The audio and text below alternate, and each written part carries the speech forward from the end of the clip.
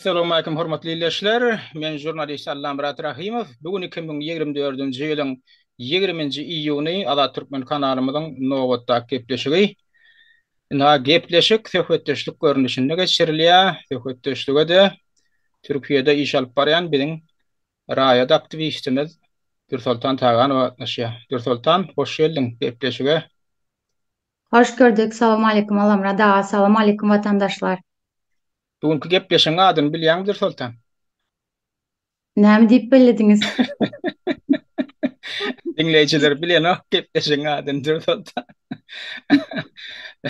Gepleşen ady keminäni biz kime we näde satdyk? Hı hı. Ikimiz keminäni biz kime we näde satdyk diýen gepleşik. Hı Bizi hı. düşündirmeli, biziň satanlygymyzy bilipdirler. Ýani sen satanlygyny bilipdirler keminäni arz edip, suwda arz edip baýdyp. Ondan sen arkaňda da meň durandygymy satypdyrlar. Şu arada gurrun ederse biz näde satdyk bileleşip, keminäni hemem kemine ýaly adamlaram ýene de biziň özümiziň satyp biljekdigimizi maýdaly düşündireli. Ýöne goşadyrna geçen adamlar düşünýändiňizi umumyy edýän, ýani satmak sözi. O size döwretjek, şolar ýaly ýa töhmetçileri, zatlary, kanun uzyanlary, jenaýetçileri näde jogapkärçiliге çekmeli, näde mertebäni goramaly, awraýyny goramaly. İmulmanda taşar yurtta yaşap görken bir adadırak yurtta yaşap görken şonu etmeli şol arada bir de brother kurun eder. Önünü öňünden şu sana ayıplama bildirilen bir gepleşik wa indi Allah. keminäni taklapdyrlar. Indi şu adam çıkaran oklar ýaly kanalyna çıkan ok menene çıkyp geldim adamlar diýip gözüň aýdyň diýip onu kabul edýän ýok. Indi tek garşylayan ýene şol şoň ýygnalandygyny aýyň 16-syna habar berdiler. Bolmasa 11-ine ýygnapdyrlar ony. Polisiýa daşary çykanlar öz aýdyşlary boýunça. Men olaň Hı hı. gepini gep etmekden men tek bir azajyk ätiýajyrak saklanýan sebäbi olaň gepini ananlar ýalylar aýdýan 100 sany gepinden 90-sy 10% dogry bolanyna da 90% ýalan bolup şonu da zor boldum diýen ýaly. Inha şolar ýaly gepleşik etdiler aýyň 16-syna ýagny kemine tutulandan soň aýanyňa çöň geçipdir. 5 gün geçenden soň da. Indi şu taýda aýtmaklaryna görä kemine ýani ina şulawlanyň arzasy boýunça bir näçe arda boýunça diýdiler da. Şo biri arda edenden biri şumuşun olam konsulluk hem ilçihana bilen hyzmatdaşlyk edip beren adam ýöne işgär diýilmişin. Şolaň aýtmagyna görä konsullugyň ilçihanaňam işgär dälle öz döwründe şol Türkiýede okapdyrda. Türkiýede de bilimem alypdyr Agymrat Böörif diýilen oglan, şol oglan näme Kapadokya Üniversitetini gutarpmyşyn. Inni bu näde kemine üstünde näme üçin şikaýet edipdir polisiýa, prokuratura. Sebäbi ýene de şolaň aýtmagyna görä, ýagny tapar iklim toporunyň aýtmagyna görä, gurunçy meclis adyny göterýän. Şol 2022-nji ýylda 20-nji ýylyň martynda prezidentlik saýlawlaryna taýýarlyk görülýär. Türkmenistandaky prezidentlik saýlawlaryna şol adam hamala student ýaşlaryň içinde Türkiýedäki Türkmenistanyň student ýaşlaryň içinde agitasiýa propaganda işini alyp barýan eken. Şu herdar Berdimuhammedow we seslerin hökümet saýlawda gatnaşyň, ilçana, konsulluga gelin defetiňiz berin diýip. Buňa da ondan ýa buň telefonu tapyp kemine buňa jaň edipdirdi, garpyşypdyr buň bilen. Kemine buňa diýipmişin näme edip berdiň sen ferdary ýa terror hökümetini gollap onu propaganda edip datdy. Ondan şo taýda söýüşipmişinlermi, kemine buňa söýüşmişinmi? Indi bulan aýtmagyna görä kemine söýmeýänler buň özü söýüpdir, turupkany goýupdyr telefonuna. Soňam maňa kemine söýgdi diýip men mertebäme degdi diýip şonda şikaýet edipmişin 2022-nji ýylda. Soňradan buň gapdaly ne teňem adyň agdak keşler suratyny goýup şu gepleşikde özlerem deňeşdirýär ýanky bilen. Edilýär şolar ýaly ýanky şo ilçana adam ýaly şol Agymrat Böörif şikaýet edişi ýaly. Dursultan Taganowa da diýär şikaýet edipdir ýagny kemine maňa söýgdi diýip diýär. Indi men on tarihini bilýän da sen 2021-nji ýylda kemine garşy arza berende polisiýa on tarihini men bilýän, senem gurruna merdim, ben öýdüm, ben sen bilen gurullaşdym, şonda şo mesele ýani. Sebäbi sen mertebäňe degdi. Aynen. Kemine sen mertebäňe degdi, olam haçan degdi. 2021-nji ýylyň 5-nji oktýabrynda gaýtalap aýdýan 2021-nji ýylyň 5-nji oktýabrynda kemine öz kanalyna, ýagny Türkmenistan Hesem edilýän kanalyna gözellerin gözeli we diktaturanyň oýuny diýip bir gepleşip goýdy. Bir video goýdy. Şo video nädek düýne çenli durdy. 2021-nji ýylyň 5-nji oktýabryndan bäri geçen 4 ýylyň dowamynda, indi 3 ýylyň bolýar. Geçen 3 ýylyň dowamynda şo video durdy, dek düýne çenli. Düýün şonu ine ştaýdan ýok etdiler şo kanaldan. Näme üçin ýok etdiler, ona mäder aýdar. Ogry tarapda goşok diýilen ýaly destine ýok etdiler şo videony. Ýöne o videony men şo döwürde taklap galym, meşe şey edip ýok etjeklerini men bilýärdim. Sebäbi bu taýda kemine tarapyndan amala aşyrylan jinayetçilikli hereket we jinayetçilikli sözler bar. Olam sen mertebäň kemsitmekde, saňa tökmet atmakda. Indi bular aýdanok, ýanky gepleşikde sen suratyny görkezip diýenlerine bu taýda hakykat aýdanoklar. Bulan eline sen ardan nuskosy bar eken. Sen şol polisiýa beren ardan suwda, tamam suwda ýetipdir olardan. Aynen. Advokatyň üstü bilen. Şu ardan bir çetini görkezýärler-de içini okanoklar. Näme aýplama bildiripsiň? Olaýja kimindeden öýkeläpdir de kimine hamala buňa söýüpmişin ýöne de kimine adama söýýän adam däl. Ýok, kimine söýüdi däl, kimine berdi. Şu gepleşigini, men şu soňra şu gepleşigini şelgetinem goýdum şu taýda. Şunu geljekde eger isleteňiz, kimdir bir derine geçirse zat etse, şunu YouTube'un administratorlarından şu çelgini görkezip şon tapıp bolýar, täzeden dikeltip bolýar. Şoň üçin men şu çelgetenem şu taýda goýdum. Näme üçin? Sebäbi bu çelgete menne durdy. Şu adam dur. Indi şo gepleşikde oňaýdan zadany bular boýnalanoklar aýyrdylar. Şu taýdan aýyrmak bilen şo videony bular pikir edýär. Kemineň jinayetini gizlär söýdýärler. Kemineň ya öz kellesine gelmeýändir şonu wagtynda aýyrmaklyk, bu tarapdarlaryň kellesine gelmeýändir. Ya da kemine şeýle bir özüni arkaýyn moýupdyr. Ha o şu arda eline gelip bu şonu da indi şu arda bereňde sen suwda arda bereňde eline gelipdir. Şonu da aýyrmandyr. Şoňa içinde ýazylgy. Ine şu videoda şu günnäki videoda şular ýaly töhmet atdy diýip punkut bu şey edip sanalyp geçiripdir. Sen adwokatyň şo taýda goýup. Şonu da aýyrmandyr kemini. Diýmek bu näme anlady? Arz etseler ediyorsunlar maňa täsir edip bilen adam ýok diýip gatyň arkaýyn ötdürdi. Indi şu taýda şol gepleşikden häzir men käbir bölekleri dinleden, senem dinle täzeden. Şonno nähili nemeler we töhmetler bar, nähili ýalanlar bar, nähili bir ýalany bir dünýä jar etdi. Aw. Ina şol gepleşikden böyle häzir men bir häzir 3-4 san bölek dinleden bar ýok. Esasy ýerlerini. Şo taýda näme diýe gepleşigini iň soňunda ödem. 50-nji mundundan saňa bagşlap bir bölegi bar eken. Şonu aýdyp başlaýar. Bu diýe oýun oýnaýar diýe. Yani Dür Sultan ne ol bir gahrymanım diye, ol bir aktivistem diye, ya ol antan hukuklaryny goraýjym diye. Bunga gartynda bir zatlar bir güýç var diýilen ýaly gurrun diýe de häzir dinleden onu men. Türkiýanyň ýa awraýdan düşürmek. Bu diýen zat näme diýsen häzirki bölekde eşdirjek adam. Sen şo döwürde edip beren işiňi, şo protestde gatnaşdyň sen 19-njy iýul wakasynda. Adamlar ýygnandy. 100den gowrak adam bardy şo taýda konsullugyň öňüne onu şo taýda ýygnadylar seni emek etdiler. Indi bu aýdýan şu zatlar diýe oýun diýe. O diýe näme şunu edilipmişin? Ýagny diýe şu Dür Sultany oýnap duranlar, şoň ýüpüni çekýänler, hamala Türkiýany awraýdan düşürmek hemem türkü dilli diýe ýurtlaryň birleşmegine de garşy gitmek ýaly derejede oýnalýan oýun diýe şo taýda. Türkü dilli ýurtlaryň birleşmeginiň öňüni almak ýaly şoň awraýyn dökmek ýaly.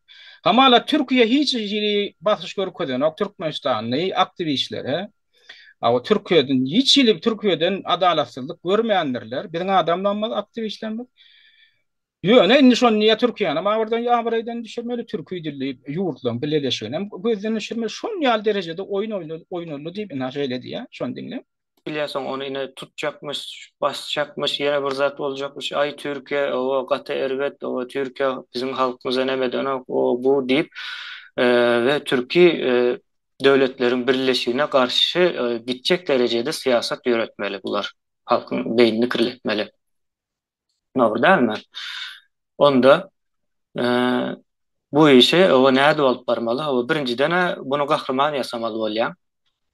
Yo, gahrmanam näde ýasarsyň, ine o tutturarsyň. Ine size ýönekeýjek bir soraw sorajak. Şol iň uly konsullugyň öňüne çykan wagtda o näçe ýüzlerçe adam bardy, ýöne diňe bir sanjyk gözel gyzy aldylar içeri. Näme üçin aldylar? Owadan diýip aldylarmy?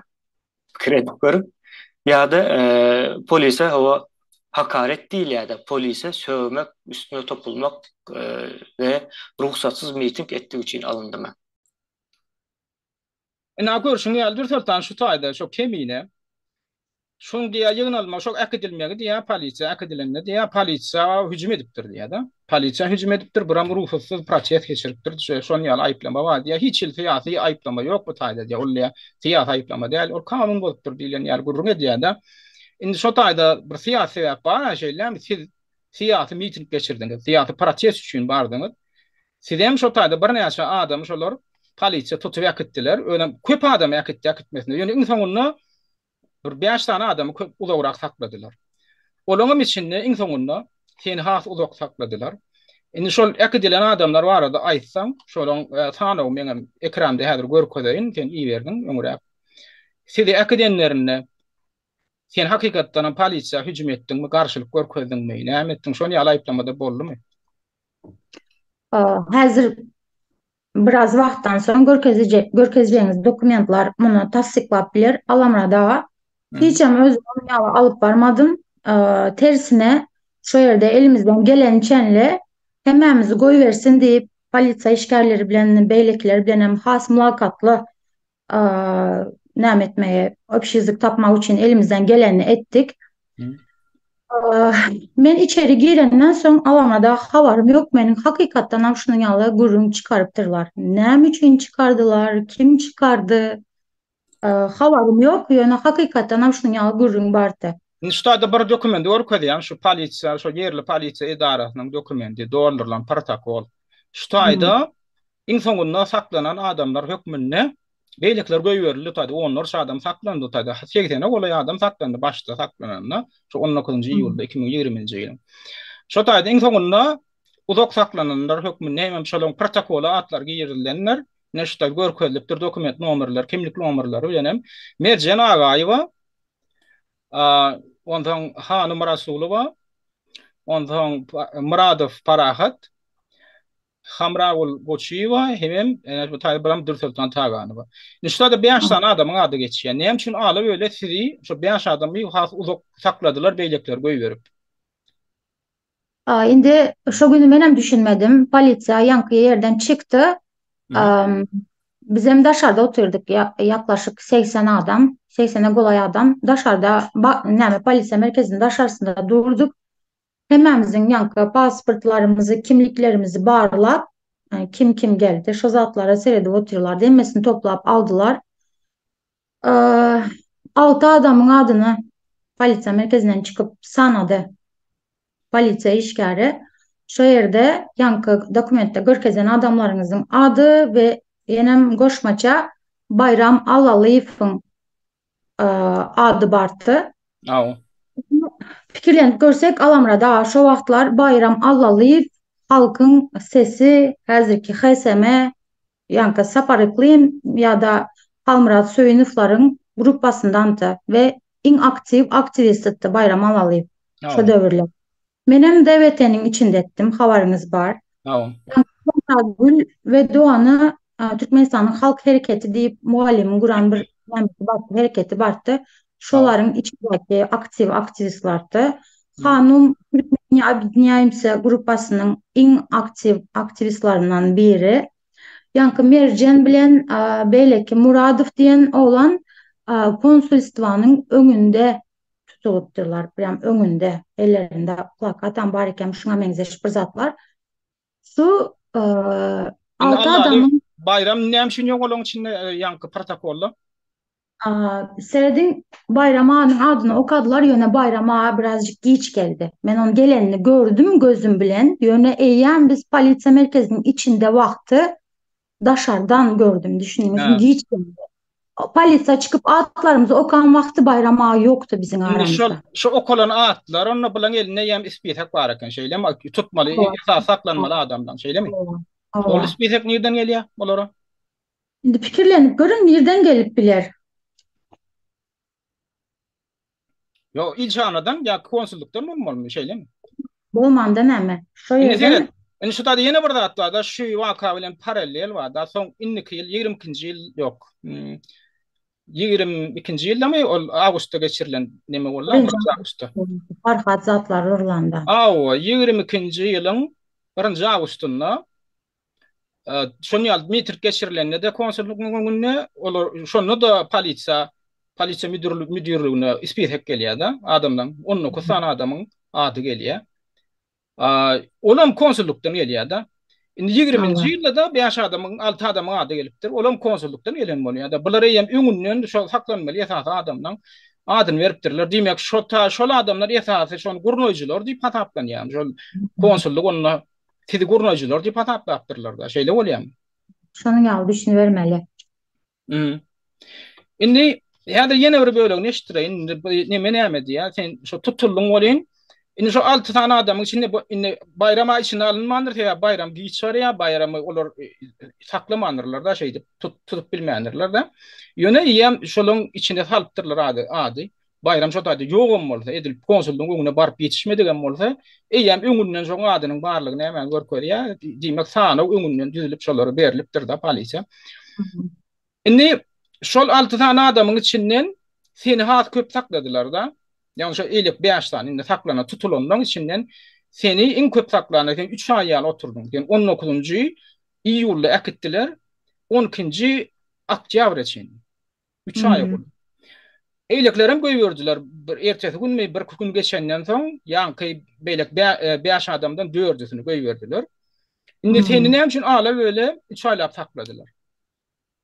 Şimdi Alamra'da men 2011 yılda geldim Zagram pasportsuz ve berde Türkmenistan konsolosluğuna gynansak da pasport täzelemek ýaly ya da berden pasport almak ýaly hakkımız bolsa da gynansak da alıp bilemiz yok. Menem gaçak kaldım yani. Nelegal ýaşaýardym Türkiýede düşünüňizmi? Onda sen ýa-da ýaşaýda ýaly.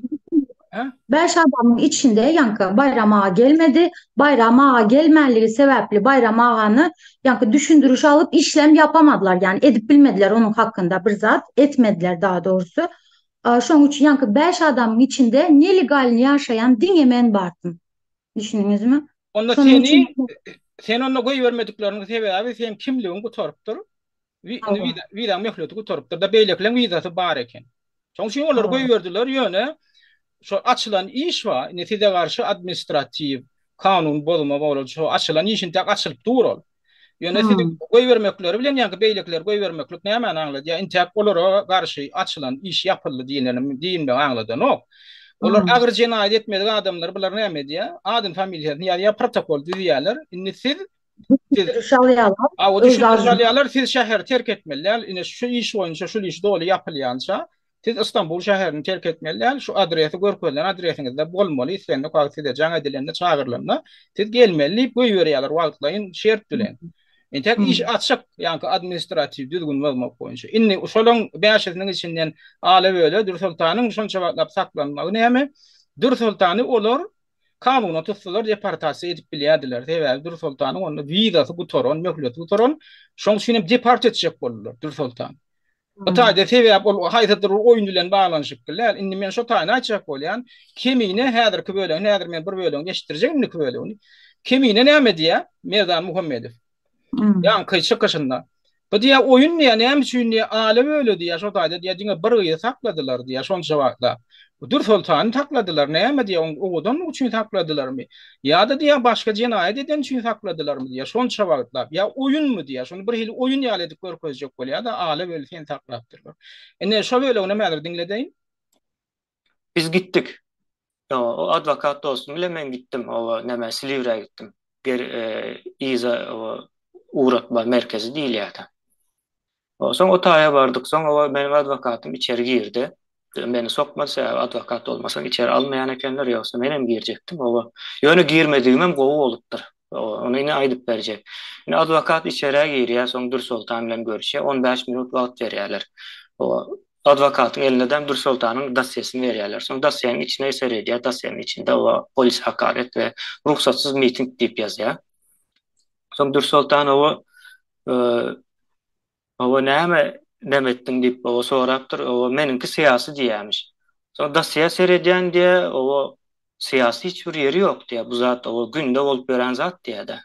Günde o 3-4 İstanbul'un içinde o 3-4 yerde bolýandyr diýe. Onun ýazat ýok diýe. Soň näde bolýar diýip soradym diýe.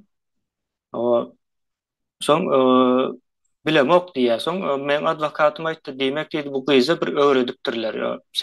Näme üçin näme zady aýdýanlygyny özem bilenok. Yani şol bir zady gaýtalap dur diýdiler diýdi. Yani meniň uğradan adwokatym dosýa seredip şonuň o syýasy bir zada hiç ile ýakynlygy bolmaýanlygyny bilen adam o näme üçin Ýewropadaky o sana o neme berjek adam bilmeli däl. Akyl bar, o mantyk bar diýerler. Bu zatlar bilinmeli. O indi näme bolýar? Bolýar soň o Dur Sultandan ýerýärler. O sen indi git diýer o git o. Sana bermeýärler bu taýda oturma diýerler. Soň Dur Sultan o çykýar, ona o da var alan neme diýerler. Ay bizim adwokatymyz çykardy, o çykardy, bu çykardy diýip. Dur Sultan bir kemine aýdy şonja kemine teň ýanyňa şonno adwokatyny beripdir. Ödem sana da duydurman, sen o advokat tutuyup haşam etmeyen sen öz advokatyň bar. Bulam advokat tutup ýetirganyp, indi senden bir zat tapjak bolýany meňdeşde. Sen onlara kömek soraman sana şeýlemi? Kemineden. Yok. Indi bulay diýär men niýe advokat tutdum diýär. Ödem bir tanşym tutupdyr, bir tanşy bolany. Diýär şol ýa-da nemesiň içinde, videosynyň içinde. Şonu beripdir, olam barıpdyr da diýär, dosýetine seredipdir diýär. Neme angolin Dur Sultanyň diýär dosýetinde diýär, ýanky ýalydyňa polisiýa hüjüm etmek we bir kanun ýanky neme bar diýär da miting geçirmek. Olam diýär ki Dur Sultanam diýär, şo taýda ýalan diýär, bu iş syýasy iş, bu iş hiç bir administrativ neme diýär. Men Ýewropaga gitjek.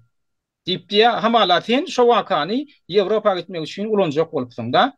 Indi sen ony ulanmak üçin onu sen özüň gurnamaly bolýan. Yani tutmaklığı var. Onda o tayda ne yapmalı? Polisiyanın işi oluyor. Yani sen polisiyanın onunla satın alan yalı oluyor. Şunu sen gurnan olsan, sen gurnosan ol ne etmeli oluyor? Polisiya da onunla sen oynamalı oluyor. Polisiya gelip alıp öyle sen ekidiyor. Yani 5 tane adam ekidiyor. Olan içinde dine sen tayla ya. O.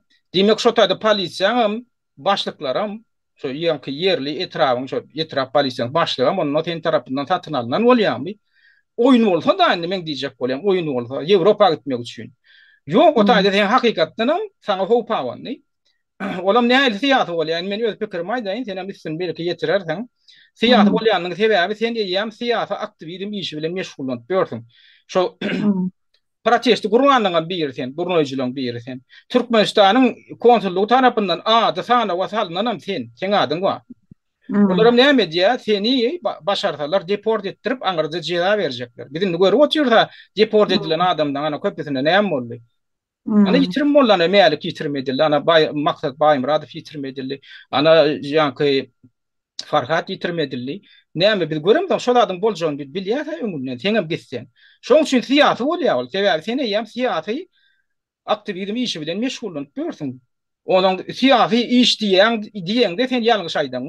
Syýasy sebäbi sen sana ýam zapros gelipdir.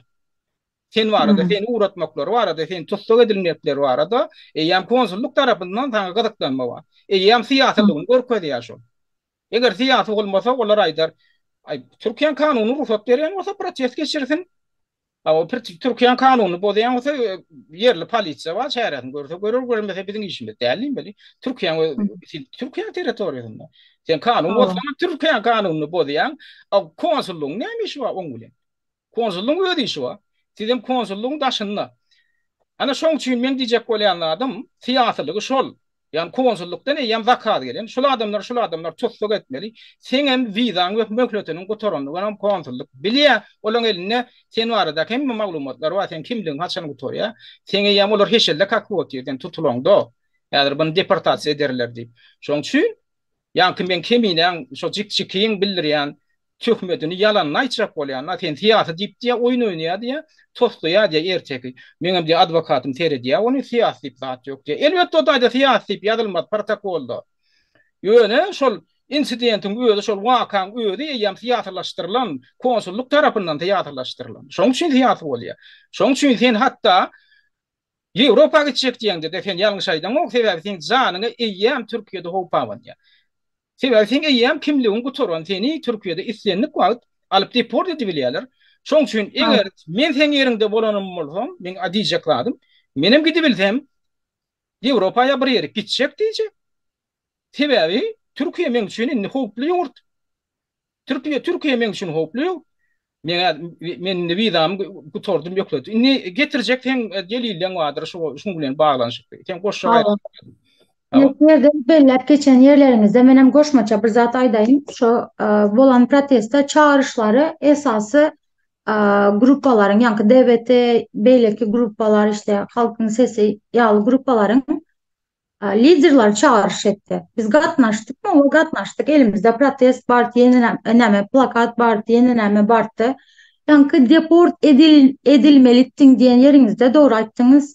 Men eger bugün bolan bolsa, men eýem Türkmenistanda bolatdym. Ýöne şo gün Alamrada, şo günler ýollar ýapykdy. Esasy protesta çıkmamızın, sesimizin eşitilmemizin esas maksatlarından biri, adamlar yadınızda bolsa berde caylanıp saat edip yadınızda mı? Şu günlere doğru geldi. Samalyot bolmanlığı sebepli ve vaktinde advokadım yankı elimde tutup duran davasını 3 gezek sulh ceza mahkemesi değil ya 4. gezegen yankı deport kararımı durdurmak için idari mahkemesine yüz tutya. Indi şu yerde Alamrada siyasi demek için sebep var. Seyredin. Diktatörlüğe hayır gösterisine katılın. Bu ne demek? Diktatörlüğe yok. Protestine koşulun demek. Doğru mu? Birinci ayıplama. İkincisi toplantı ve gösteri yürüyüşleri kanununa muhalefet. Yani bir düzgün bir neme geçirmek, protest geçirmek. Üçüncüsü de cemiyetin düzenine, kamu güvenliği demek yani nerede düşündürürsem düzgün size. tertibine, cemiyetin kanunçuluk düzgün tertibine bolmaly. Deyip açıldı, düşündünüz mü? Eýen birinci ayıplama diktatörlüğe yok, protestine koşulun. Şu eýem, yani sizin bellep geçen zatlarınızdan son şu eýem siyasi meseleligi belli, düşündünüz mü? O var, şu yerden beni deportasyonu lagere alıp gittiler, kemine de geldi Alamrada. Men keminden hiç görmendim, tanamoktum. Yankı konsolosluğun önünde tutulan günümden öňem bir näçe aktivistler bilen, hatta şu Tuğçe ýaly bir näçe aktivistler bilen bileleşip bir yerlerde toplanıp bir zatlar düşündürecek bolduk, adamlara videolar çeken bolup, düşündüğümüz parklarda bir ulakan bir jaýyň içinde nemenin üstünde, masanın üstünde oturup bir zatlar aydan bolduk, video çeken bolduk, yüzüm açıktı şo wagtlar. Düşündünüz mü? Indi eýem men tanaýady konsulosluğa, men pikirimçe tanaýady, yüzüm açıktı, men birem maska dakmadım. Bir videomda bar. Indi men kiminden tanamoktum, sebebi hiç karşı gelmedik. Bir gün benim izimden aýtdylar, gyzlar çağırıp otur deportasyonuna girdi, dur Sultan, senin izinden biri geldi. Aynadan seredi otur bu arada, yanında advokatdan bar.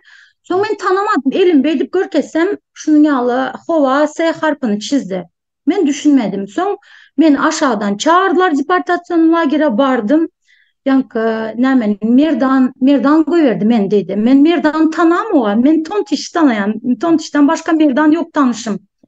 Merdan kim sonra oturun yok aldı eline devam advokat okadı zat etti. Son näme boldu diýip düşündürdü. Menem soradı, menem emezat düşündürdü. Neşňal ýagdaý boldu şu sebäpli ine men bilen dengelenler, hatta menden hem köp ýyl berde illegal ýaşan adamları samalyot bolmanlygy sebäpli wagtlaýynça daşaryp goýberdiler, sebäberde adam toplanıp otur.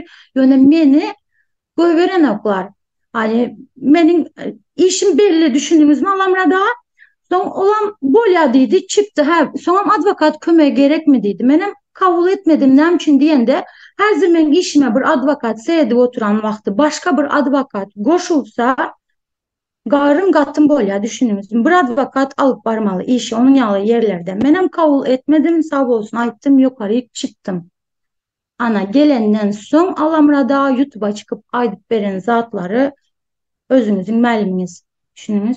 Indi şondan soň sizi indi neme dolu akladılar birazrak wagt geçiren. Geçenden soň sen aradaky administrativ godolan işem nemetti. Ýöne şoňa goşan anne sen halat eden kim boldy? Halat eden kimler boldy?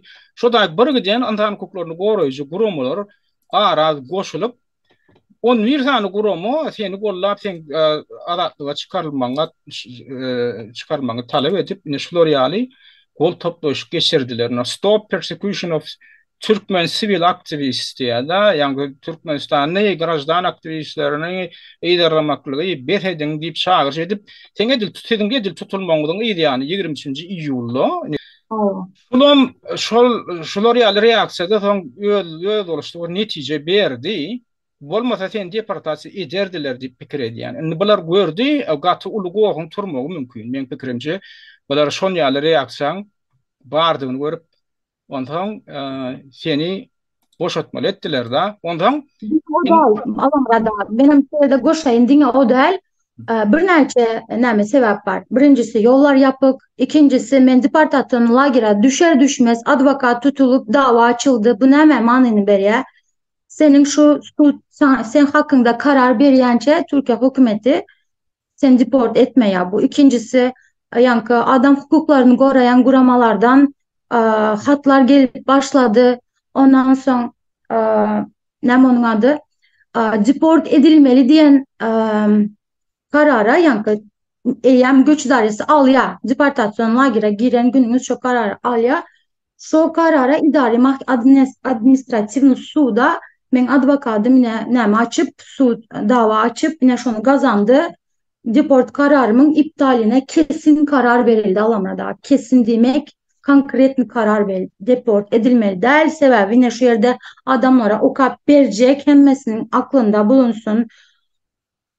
Uyuşmazlık konusu olayda 19.07.2020 tarihli tutanak içeriğinden davacının da içerisinde olduğu Türkmenistan vatandaşından oluşan grupların Türkmenistan konsolosluğu önünde toplanmadan önce davacının ve beraberindeki birkaç kişinin yakalandığı ve polis merkezine götürüldüğü, davacının kamu düzeni ve güvenliği açısından tehdit oluşturacak eylemlerde bulunduğuna dair dosyaya herhangi bir bilgi veya belge sunulmadı de Türkçe, tamam mı?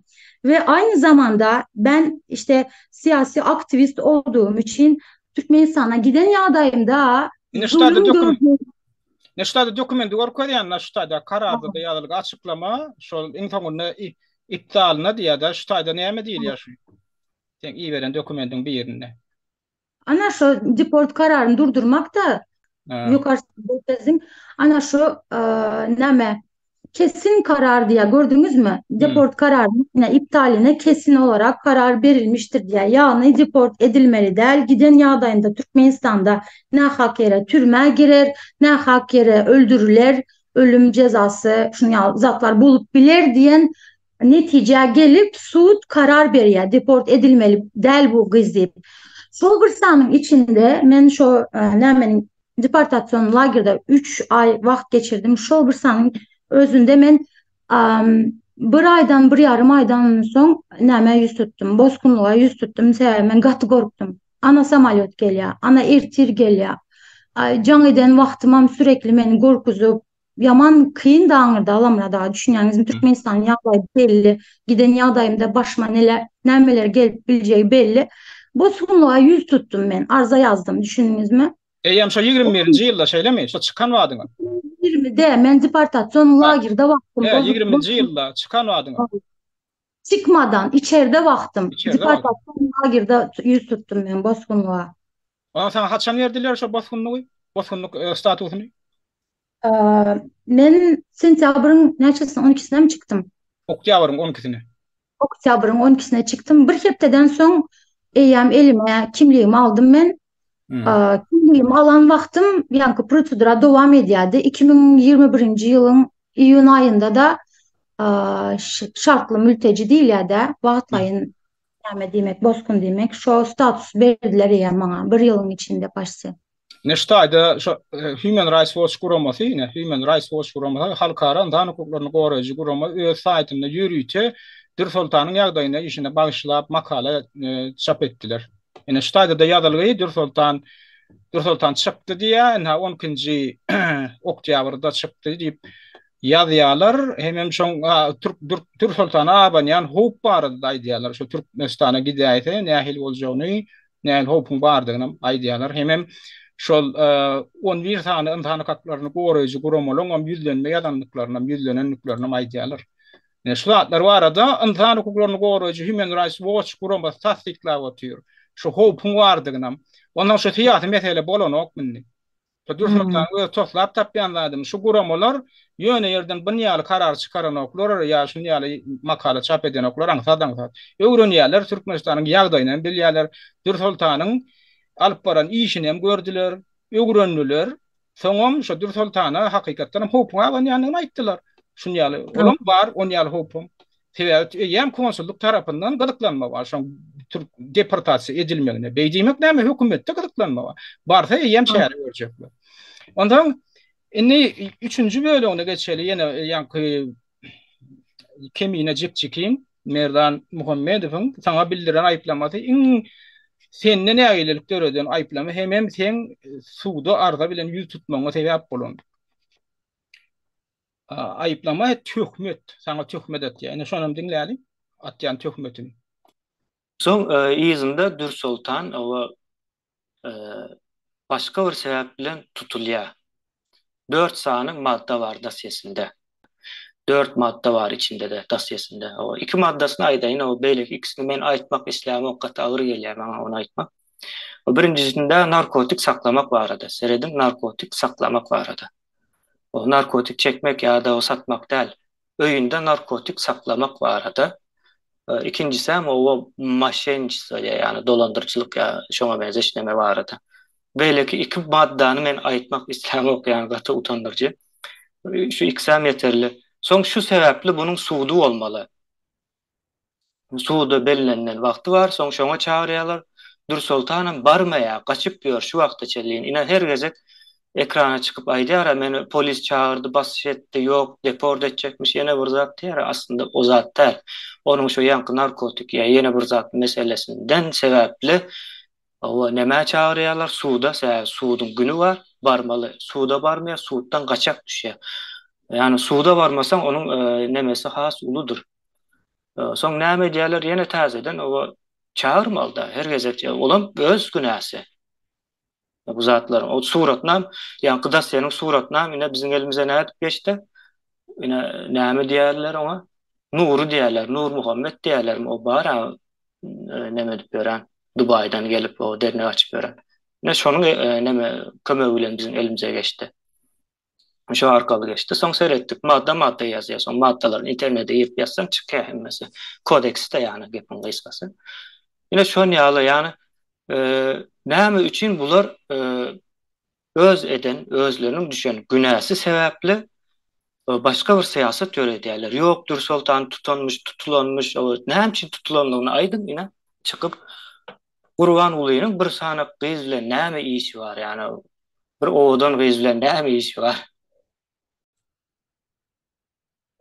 Dürsultan ýanky diňleşiň ýaly şu taýda saňa nähil aýplama bildirýär, gaty elbet aýplama bildirýär. Hamala sen tutulupmuşyň, seni ýak edipmişiň. Nerde 4 sany madda boýunça Jenaýat Kodeksiň 4 sany maddasy boýunça seni ýak edipdirler. Şolaň biri näme diýär? Dürsultanyň ýanyndan neşe maddalar tapylypdyr diýär. Dürsultanyň ýanyndan neşe maddalar tapylypdyr diýilende näil pikir kelýär. Demek ya sen şu neşe maddelerini sat yansın, eğer yanından tapılan orada, neçe meşhurda tapılıptır ona maydan o. Yani fantazyan işledi vermeliler, yürüte diye da, yürüte şey diye da, adamdan kelliyor, her yıl fikir geliyendir. Neyle bir çemeden tapıldı mı ya, bir kile tapıldı mı? Neyle neşe tapıldı o neşe? Ben mi, tiryek mi, ya gerayını neyemedi adam? Ona bir aydan ok anyklaşdyrjagam bolan ok neşe tapypdyr diýe. Ha. Satýan ýaly görkezýär da bir hili neşe satyp berýän ýa. Ondan diýe ikinji hem diýe kezzaplyk etmekde diýe aýplama bildiripdirler diýe olam ýagny pul alyp zat edip maşinistde ýa-ni maşinistde diýe da pul alyp zat kezzaplyk etmekde. Indi ýene de bir täsin daha da diýe ýa-ni beýleki iki aýplamany ýa men ne adamlar diýe agdamakdan mutunýan gülen bolup bir hili ýylgyran bolup bir itjelgirişini diýe da. O taýda da kelýän her hili pikir gelýär. Näýlik onyal aýylgan ştatda kara bir ýa hapada atmyka ýa näýlik ýa dürholtan bir adyny geçip görmüka ýa tenni satyp görmüka näme üçin ol iki tane beýleki maddany agzap bilen ok. Hawa bolmasa diýen ha diýen men bilýän şu iki maddany men aýdy biljek dälýär da. Indi onuň soňam indi şo arada aýtjak bolýan birinjiden ilk sorajaklarym. Hakykatdan hem sen şu neşe madde ýanyna tapylan adam hökmünde seni akitdilermi? Hemem kezzaplyk etmek hökmünde. Alamrada dün men size bir sicil kaydı diyen bir zat var da Türkiýanyň territoriýasyna gelen günümden bugüne çenli men hakkımda kezzaplyk ýa-ni onuň fantaziýasynyň açyp goýdugy bir näçe cinayet işi, ondan soň neşe mi näme o narkotik bilen baglanyşykly maddalaryň şu ayıplamalar bilen menin hakkımda bir şikayetem yok daji. Arza daji yok. Şonu Adamlara men neme deýin bir anyklaşdyrayyn. Şu adamyň adyny bilseň tapyp bolýan ýörüýte bir ulgan bar eken-de. Şona devletten vatandaşlar sicil kaydını aldım, Alamra dawa berdim. Vatandaşlar men berde hazır Bozkun. Eğer Bozkun bir adam yankı kezzaplyk bilen, narkotik bilen ten satmak ya da munyň fantaziýasyny açyp goýan lüboy bir cinayet işi bilen tutulan ýagdaýynda ve dokazatelstvasy bilen tutulan ýagdaýynda eýem senin belki de suduňa garaşlam oturmazlar. Düşünýäňizmi Alamrada? Eger neşe bilen tutulan bolsam, ondan soň maşenistwa bilen höküm giyen bolsam ya da aýdan zatlar bilen ýa-ni bağışlarsınız şo zat bilen tutulan bolsam menin elimdeki häzir bugüne çenli men elimde bolan dokumenty eýem ýatyryp men Türkmenistana deport ederlerdi. Menin birinjiden onuň ýaly işlere goşulmaga hiç hili nämem yok yani men gaty häzir nitkanyň ucunda duran ýaly durun. Düşünýänizmi Alamrada? Eger siz bozkun bolsaňyz we şonuň ýaly işlere goşulsaňyz siziň bozkunluk dokumentiňiz polny ýatyrylýar adamlar. Düşünýänizmi? Indi Alamrada bunuň meniň düşünüp bilmedik zadym şu. Bu 2021-nji ýylda çykyş etdi.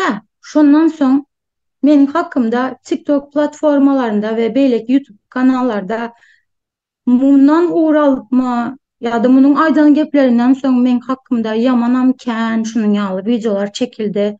Bu maglumatlar munyň beren yalan maglumatlary esasında, töhmetleri esasında çepekçiler meni şunun ýaly agyr nämeler bilen aýpladylar, adamlara maskara etdiler. Munyň YouTube kanalyna goýan videosyny müňlerçe adam gördü. Men bu zatlary eden bolsam maňa abidin bolmasdy. Ki Alamrada deportasiýon lagera giren wagtym men şo ýerde travma aldym diýen ýaly bir zat düşünýäňizmi? Häli bir günem häzir goşaýyn şuň üstüne. Şu Merdan Muhammedow şu kemine var ýanky çykyşyny ýene bir edek ýatladýan. 21-nji ýylyň 5-nji oktýabryny edildi. Ödem aýdýar ýanky ýerine indi gaçyp ýördi. Dür sultana diýe soň diýe aýplama bildirildi, goýberildi de indi suwda gelmedi. Suwda gelmek üçin suwda çagyryp ýa şakyryp berýärler, bu gaçyp ýördi indi. Hamala indi şol seni suwda edipdirler, sen neşe keşlikde, men neşe satmakda suwda edilipsiň. Indi seni nädir şolar türmäge basjak. Ýöne senem suwda baran gopmuşyn. Şunu aýdyp oturýar, şoň öň ýany, ödem bilýär kemine. Şoň öň ýany 2021-nji ýylyň 27-nji sentýabryna seni ýene de deportasiýon lagery akitdiler. 2 gün ýaly sonra getdiler. Allah. Ýene de şu dokumentiň bilen baglanyşykly. 2 günden soň goýberdiler. 2 günden soň sen goýberdiler. Şonam görüp oturýar, sen gaçaň ok. Sen şagyrdylarmy, seni akitdilermi deportasiýon lagery? Seni eger sen hakykatdanam subut gözleýän bolsa, ýanky ýaly agyr jenayetde de aýplama bar bolsa, seni ömür goý berýärler. Mutaýdan seni. Seni goý berdiler, onam kemini görüp otuyor. Şu goý berilenden soň 7-8 gün wagt geçdi. Şu çykyşynyň öňüne. Şondan soň çykyş edýär-de ýene daýdy. Yalan söýler, bedim görüp otuýar. Dur Sultan henidem gaçyp gördü ýa subutdan diýär. Göre bile yalan söýleýär. Indi ýene bir zat daýdy. Nice şuna bildirilen yankı diyorsan ayıplama oyuncu şun dasyesi men elimde diye şun kopyası geldi. Olam Nur Muhammed Anlayev'den geldi diye. Şol çyn bolup bilermi Nur Muhammed Anlayev şoňa hi bir zat berip bilermi? Şon ýaldat badyrmyka? Häzir men gepimi tamamlaýyn alamrada. Men deportasiýon lagerinde wagtym çıkarıp adamlara yalan maglumat berdi ki meniň dosyam hakkında onun ýaly zatlar bermeýän hakkı yok, tamamlanmadı, zat etmedi, yalan bir sürü töhmet attı, gözüne içine seredip adamların. Bolya geçtim, hiç zat diýmedim. Ondan soňky bildirilýän aýyplamaları, hamana şu dokument yoga, men hakkımda arza yoga onun ýaly. Nädip Nur Muhammed ona bersin? Indi bar bolsa, şoňa çeýdip görkezerdi. Bar bolsa, dokument bar bolsa, ya şu adet şeni görkezerdi, ya da häzir talap edýär. Sen hem talap et. Şulardan, şu tarapdarlarından kemine, sebebi ana suda beren arzan bar eken, suda beren arzan kopyasy bar görkezdiler aşeýdi. Görkezdiler diýmek şolaň eline sen bardak dokumentten bar görkezdiň adamlar. Dur Sultana bildirilen şu 4 tane madde diýilýän zat bar bolsa, neçe geçlik bilen bağlanşy, neçe bilen bağlanşykly, kezzaplyk bilen, maşinistlik bilen bağlanşykly, hemen beýleki ýanky 2 tane aýdyp bilen mok diýilýän zat bar. Onam görkezsinler, bar bolsa ellerinde görkezsinler. Sen ruhsat berýänmi şoňa? Berýän. Ine Dur Sultanam ruhsat berýär. Görkezsinler. Ha o görkezdiň diýip Dur Sultan size işlat diýjekler. Bar bolsa görkezin. Görkezmeseňiz siziň hemmeňiz dünkeden gepleşiňizi üçinem ýanky aýyň 16 neden gepleşiňizi üçinem teatr çykmaly, aýtmaly. Hakykatdan Merdan Muhammedow şolar ýaly gepleşik etdi, töhmet atdy. Bidem onu öňüň aýyrdyk diýsinler, aýtsynlar onam. Awa, öňünüm de düýnine aýyrdyk diýip aýtsynlar. Awa, näme üçin aýranlyklaryna aýtsynlar? Şo gepleşigi şu wagt içinde durup dur, şo gepleşik 3 ýyllap ýöne gelip ene direkt düýün aýyrýarlar. Sebebi töhmeti görünüp dur. Inni ötünç soramaly. Ondan töhmetem çykyş etsinler, töhmet haramzada da aýtsyn. Ol Dur Sultan maňa söwdi diýipdir diýe. Pohmy ýany çykyş etmeli häzir şo töhmetem hemem halra söýünfem olam bilip otyr. Çykyş edip aýtmaly, ýok biz ýalan sözledik. Söwdi diýilen arzada ýok, olam görkezden arzasyny okasaň töhmetin eline tutup oturan arzasyny okasaň o taýda ýazylygy dur. Dur Sultan kemini maňa söwdi diýen ok. Maňa neşede tutuldy diýip aýplama bildirýär. Maňa maşinistde etdi diýip aýplama bildirip töhmet atdy diýip bar. Näme üçin şonu gizleýäňiz? Haramzadalar. Haramzadalar, men näme üçin haramzada diýen? Siz haramzada bolmasaňyz şonu ýaly etmezdiňiz. Siz haramzada bolaňyz soň inni götüňiz sırtyňyz açylyp urady, onu jekdiň şoň 3 ýyllap duran gepleşigini aýyrdyňyz. O gepleşik gitmedi. Men siziň şular ýaly bağışlan golun götdörenini geçeňizi bilem soň saklap galym ony.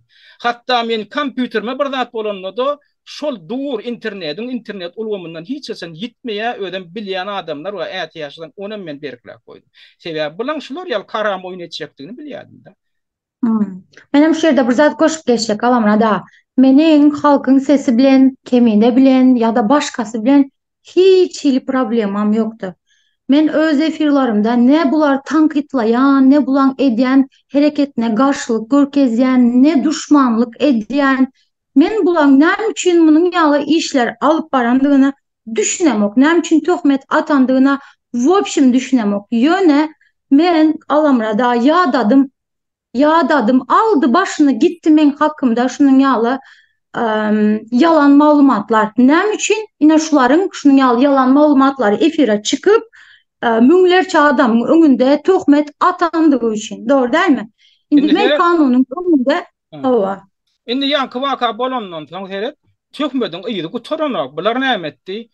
Şol 16-syna eden çykyşy bar, töhmet bilen ýanky Halmurat Söýüniň çykyşynda Halmurat Söýünif anladyrdy Hajiýewa 18 milliard dollar döwlet puluny ogurlamakda aýplama bildirýär. 18 milliard dollar diýä şo döwürde sen niýe Hudaý berdi Orada bankın, Merkez Bankın başlygy diýi, o anna durdy diýä, senem diýä. Şoň orunbasarydyň diýä. Sizin döwrüňizde şo pully döwletden çykyp gitdi diýä bankdan. Diýmek siz diýä şoňa jogap berdiňiz. Sizin goluňyz bolmasa, siz şoňa diýä ruhsat bermedik bolsaňyz döwletiň puly 18 milliard dollary sizin döwrüňizde çykarylmazdy diýä, uğurlandy diýä şo pul. Indi Halmrat söýüni fiçil tutnama görkezden 18 milliard dollar. Şol Hudaý berdi Orada bilen Anadurdy Hajiýewiň bankda işläp beren döwründe Türkmenistandan 18 milliard dollar çykdy diýilen hiç dokumental fakt ýok. O nirde bar? Ol Halmrat söýüniň beýnisinde bar ol. Ol Halmrat söýüniň ertekisinde bar. Eger ertekisinde ýok bolsa, Halmrat söýünif ilki aýtmaly. Indi adamlar şu döwürde çap edilen bir maglumat bar. Indi ýa-da Niýazowyň bildiren aýplamasy diýsin şu döwürde Niýazow prezidenti. Ya hada baş prokuraturan golgan işiniň ha kopýasy 18 milliard dollar çykarylypdyr diýilen bir fakt bolmaly. Iň bolmanda ýa bir makala bolmaly. İnternet ulgamyny, media telişleriniň hiç bir burçunna men gözläp gördüm. 18 milliard Türkmenistandan uğurlanypdyr, çykarylypdyr diýilen hiç şeýle maglumat ýok. Ýene de bergede gaýdýan. Ol maglumat beýnisizler. Saparyklyň toparnak beýnisizler. Sizin şu iki tane ýaşulyňyz bir zat diýse ol kanun däl, ol bir zat diýse ol hakykat däl ol. Olaň diňe beýnisinde we olaň diňe düzýän ertekisinde we giýje ýatman oturup ýazýan ertekisinde we häzirin netere şunýaly töhmet atdy Hudaý berdi Orada bilen Anadurdy Hajiýew. Indi bu töhmetini ýene dowam etdirip olarda şo tuşa diýip berip hakykatyny hem ýadyma şonu. Şol ideýandan ýene de şol Halmrat söýüni bilen söhbetiň gurrundan soň aýratyn video edip Halmrat söýüniň kanalyna 18-ine aý. Şonu delil edip ýene gaýtala sen niýe neme diýär Hajiýew diýär sen uğurlapsyň sen niýe döwletden şunça puly çykarypsyň 18 milliarda jogap ber diýär. Bunu bize ýüzlenýär. Opozisiýa siz diýär ýaşullar diýär. Meňe madym tut diýär. 30 ýyllap näme etdiň diýär. Men o biz gaýtalak gelýän, men başdan bäri edip gelýän çykyşlamda da käňige de gaýtdym. Bilam diňledi. Bilen tarapdarlaryň hemme hem bilýär. Agdy birlik halk hereketi diýilýän halk hereketiň düzüminde men 1989-njy ýyldan bäri opozisiýon hereketde ýurduň içinde başany eteňe salyp hereket eden adamlaryň hataryna men egilneşleriň hemme hem bilýär. Men şu agdy birlik hereketinde bolandym. Bu bolsa bular bu haramzadalar näme diýär? Bir 2-3 ýylyny soňky wagtlar gyýyk eden bolýarlar da siz näme etdiňiz diýip lokan bir iş eden ýaly bolup ýurdun daşyndan şunu ýaly akyl tatýarlar da. Men şonu aýtjak bolýan, ine şular ýaly tuğça ýaly, jikjikler, emedekler balaklaryna meýdan edip ýörük. Biz başymyzy eteňimize salyp listowka ýaýradyp zat edip ýygnak geçirip adamlar ayaga galdyrjak bolup. Emma bolýan bular o ýurda çağı bolan bolsa bilen en atalary nirde? Şular aýtmaly indi, tuğça ýaly adamlar aýtmaly. Enemiz, atamyz, ejemiz, kakamyz siz nire dediňiz? Agdy birlik diýip gurama bar eken. Olar çağır şey diýen ekenler, ýygnak geçirýän ekenler. Sizem bilýän ekeniňiz, ýurduň içinde bilinýän eken. Näme üçin barıp gollamadyňyz? Näme üçin köp parçalyk sistemasynyň döremegine ýardam etmediňiz? Näme üçin Saparmurat Niýazowyň diktator rejiminiň döredilmegine dymmak bilen siz ýol berdiňiz? Üstesine dymmak däl, Saparmurat Niýazowyň diktator rejiminiň döremegine Sapar Iklimowyň eli bar. Ministerlikde oturup ministriň ornwatary wezipesini ýerine ýetiren adamyň eli bar. Halmrat söýüniň eli bar. Gallarwadyň mer hökmünde işledi. Soň deputat boldy. Döwlet büdjetinden aýlyk alyp çinownik hökmünde işläp diktator Niýazowy gollap geldi. Şoň rejimiň döremegine ýardam berdi. Emma biz agdy birlik halk hereketi şoňa garşy görüşdük.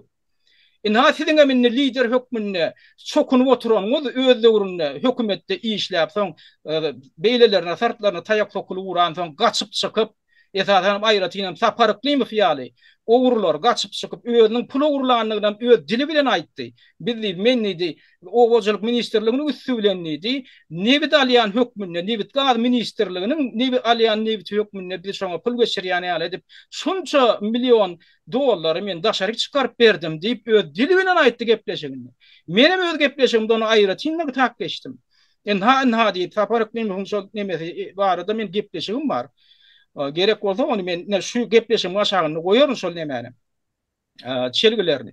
Indi men aýtjak bolýan adam bular şol şenidem şu iki tane ýaşulyň erteketine ananan bolýarlarmy ýa ananan kişi bolýar ýa garaçynly anan ýalarmy Ýöne şey diýenem bolsalar, birazajyk beýinlerini işletdiler. Buňa arasynda jenaýat aýplamasy bar. Indi sapar ýanky Anadolu Hajiýew bilen Hudaýberdi orada häzir şular suwda berip bilýär. Ýanky Tuğjanam suwda berip bilýär. Halmra söýüni hem suwda berip bilýär. Nihani elinde näme suwtnama bar? Sen jemgyýetiň öňüne çykyp maňa şular ýaly aýplama bildirýän. Sen suwtmy? Sen prokurormy? Indi näme diýär? Buň bilenem çäklenenok. Indi bulan arkasynda häzir indi seni häzir şo ilçanaň işgär bilen deň ýaly edip görkezjek bolýar. Bularda şikaýet edipdir diýip adamlar. Sen mertebeňe degilýän bolsa, sana tökmet atylýan bolsa, siziň islenlik ýurtda şular ýaly haramzadalara garşy arza bermäge hakyňyz bar. Siz daşary ýurtda öz mertebeňizi goramasaňyz, nirde gorajak? Türkmenistanyň içinden o mümkinçilik ýok. Ýöne Türkiýede näýelim bolsa, adawlygam bolsa, su sistemasy, adalet näme sistemasy işleýär. Demek şo mümkinçilikden peýdalanyp şulary çekmeli. Men şo döwürde ene Dursultana yardım etdim. Men onu gidilip oturam. Dursultan geçeyin baştan Alamrada adamlar berde meni konsulluk bilen iş birliği bilen ayıplayalar da seredin. Bu konsula bağlı bolmadık adam bilen deňeşdirýärler. Ine keminäni jalp eden adam konsul işgäri däl. Hormatly vatandaşlar, 2020-nji ýylda bir sud kazandım. Ana, 2020-nji ýylda. Ondan soň awgust aýynda konsulsiwa baryp urulduga biz. Şonda ýa okap berdim, terörle mücadele, terör bilen göreşmek diýen ýere arz etdiler. Konsulluň özü daşardan işleýäni ýa-da niştatny agenti däl, özü bir gezek şikayet etdi. Häzirem Alamrada men üstümden tehdit ve hakaret diýip şolaryň konsulstwanyň üstünden şikayeti bar prokuraturada. Häzir prosedura dowam edip otyr. Ve hormatly adamlar, eger men konsulluk bilen iş birligi içinde bolsam, ine bir san aktivistiň adyny aýdym Türkiýede ine konsulluk tarapyndan bir näçe gezek, ne şunça gezek şikayet edilen başka bir aktivist görkeziň maňa men kabul edeýin. Indi men berde özümün demokratik haklarımı ulanmağa maňa ruhsat beren ýoklar. Bularyň düşünjesine göre bular oturup efirde ağzına geleni aýtmaly, ağzına gelen töhmedini aýtmaly. Ýöne men näme etmeli? Alamrada men diktatora garşy göreşen adamlar bilen ekranlarda uruşasyn gelen ok. Men gaty kän uruş etdim. Çepekçiler bilen, ýa-ni hökümeti goldaýan adamlar bilen gaty kän uruş etdim. Düşünýäňizmi? Ýöne men bular bilen urşasyn gelen ok. Men şoň üçin degem ok bulan hiçbirine. Ta wagty meni mecbur edýärler. Ýöne men şunu düşündüm. Eger häzir men çykyp bunyň maňa töhmet atışýaly, men maňa töhmet atsam, ol maňa atsa diktatora garşy, ýa-ni adam hukuklaryny goramak boýunça bütün göreş durar. Biz bir-birimiz bilen göreşmäge başlarız. Men muny düýbinden isläm ok. Ýene bir zada ünsüňizi çekjek bolan adamlar. Men düşündürüp berdim. Men şikayet etme sebäbim ýanky meni neşe bilen, ýanky näme kezzaplyk bilen, ondan soň fantaziýaňyza goýan aýyplamalary bilen men hakkymda hiç hili suwtnama ýokdugyny size sudyň karary bilen görkezjek boldum. Meniň niýetim şu. Sebäbi bu aýyplama bilen belki de pul cezasyna öwrülüp bilerdi. Belki de Türkmenistan'a deport edilmezdi. Munyň Interpol'dan gözlenmeginiň sebebi de mendäl. Konsul işgärleri bilen dostlaşan oğlanyň arza bermeýiniň sebebi meninki şahsy. Meni gaty ağır töhmetler bilen adamlara maskara etdi. Bir zadam goşsaýyn şu ýerde Alamrada ýene bir zat bar da vatandaşlar. Bular häzir Kaguttu men agent ýaly edip görkezlerler. Ine agentligim barada ya da şu gün içenli yekece bir adama meniň zararım gelen bolsa ya da men birini satan bolsam çıksınlar goýsunlar. Alamrada çıksınlar goýsunlar. İşine bular söýgende bolýa, bular töhmet atanda bolýa, bular ağzına gelen aýdanda bolýa. Ýöne haçan da men öz hakymy goramak üçin bir çäre etjek bolanda men agent bolýan. Onu edip bolýa Alamrada. adamlar men şonu aýtjak bolýan, mertebeňde şular şeýdi ýetip ýöne ýerden töhmet atýan bolsa boş goýmalylar. Mümkinçiligiňiz bolsa şular ýaly haramzadalary Öýler mara opozisyoner diýseler diýersinler öýlerini opozisyonerim diýen bolmaz saparyklyň topary. Kimine de inkar edýär. Men opozisyoner däldi, men aktivistim däldi. Bular öýlerini näle alyp barýarlar? Biler ýem hökümet düzüp biz hökümetiň adamsy, ýa biz hakyky döwlet döretdik. Men gurjy mejlis. Şoň üçin olar öýlerini opozisyonerim diýen, aktivistim diýen. Üstüne de indi seret şo taýda şo döwürde şo ýanky Merdan Muhammedov şo ejen çykyşyna men öýdüm gaharym gelip şonda men taňa jaňa demde sen aýtdyň seni tuğda berjek diýdiň da. Ýa şonda 21-nji ýylda ýadyňyz şeýle. Ýöne sen aýtdyň şonda pulum ýetenok men şu adwokat tutmaga diýdiň da gymmat diýdiň. Men adamlar öýdüm meýletiňlik bilen näçe pul ýetenok aýt diýdim. Şunça ýetenok diýdi berdim. Berdim şu advokat üçin. Näme üçin? Sebäbi men şular ýaly haramzadylyň edeniyetçiligini öňüne almak isleýän. Siz hem öz hukukyňyzy goramak, başaryň. Dur soltan şu meselede erkek ýaly bolup durdy şu, aýal bolsa-da. Durup öz hakyny, öz mertebesini gorajak bolup birazajyk jan etdi. Men eger şu saparyklyň toporyň islenýän adamysynyň kimidir bir yerine atan tökmedi üçin suwda çekiljek bolsa men şonu gollajak şol adamy. Men aglan edýän jemgyýetiň öňünde saparyklyň toporyna degişli jenayetçiler, men näme jenayetçi diýen. Sebäbi bulan 2022-nji ýylyň maýynda çağalar sürgün etmek barada, Türkmenistany çağalary kollektiwleýin ýagdaýda Afrika sürgün etmek barada ejen çykyşy bulan genotsidä çağırş etmek bolýar. İslenlik adwokatdan ýürüýüşden soraň. İslenlik adwokatdan kämillik ýaşyna ýetmedik çağalary öz enatalarynyň günäsi üçin kollektiwleýin ýagdaýda toparlanýyşyk ýagdaýda müňlerçesini alyp şolara jeda bermek genotsid meýady diýerli soraň. Genotsid şol. Şonu edip bilmeýän bular çağırş edýär. Ol sen jenayet. Ine misal üçin men misal getireýin. Aýdaly Türkmenistan prezidentini ýa-da haýsy bir ýurdun prezidentini sen öldürmek isläp, şoňa çağırş etseň, şo jenayet. Şo prezidenti öldürmek hökman näl?